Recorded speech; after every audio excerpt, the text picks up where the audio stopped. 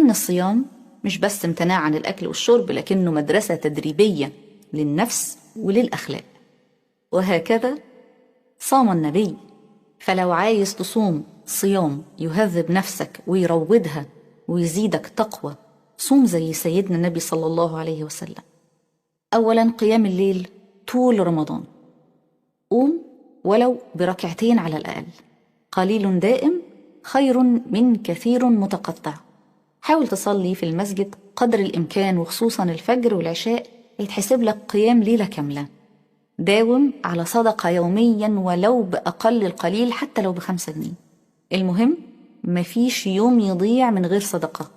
لو رتبت يومك واقتديت بسيدنا النبي صلى الله عليه وسلم، هتكون مشغول بالطاعة عن الذنوب، بالذكر والقرآن عن النميمة والغيبة والألفاظ البذيئة، لأنك زي ما انت ماسك نفسك عن الأكل والشرب تمسك نفسك عن النميمة والعصبية، وده الهدف الحقيقي من الصيام. فاللهم إنا نسألك حسن الصيام وحسن الختام، ولا تجعلنا من الخاسرين في رمضان. اللهم اجعلهم 30 ليلة من الجبر والغفران. السلام عليكم ورحمة الله. تحية طيبة لجميع المغاربة داخل المغرب وخارجه. نتمنى إن شاء الله تكونوا بخير وعلى خير. نعم، الصيام ليس امتناعا عن الأكل والشرب فقط، بل هو مدرسة تدريبية للنفس وللأخلاق. هذه هي الغاية من الصيام، لأن الغاية من الصيام هو تقوى الله عز وجل، كما قلنا سابقا: يا أيها الذين آمنوا كتب عليكم الصيام كما كتب على الذين من قبلكم لعلكم تتقون. تكف نفسك عن النميمة وعن أذى الناس. تهذيب النفس،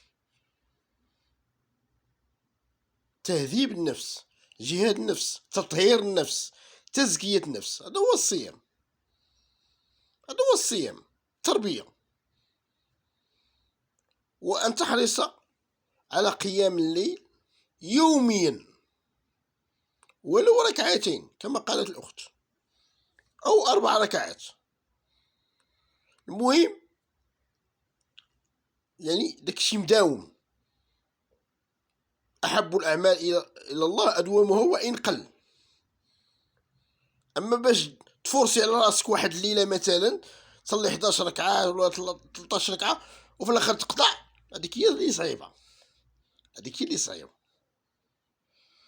وتداوم على طاعة الله عز وجل،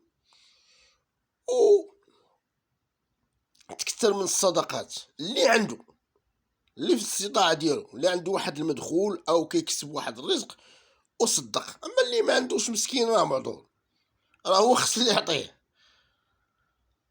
لا يكلف الله نفسا إلا وسعها.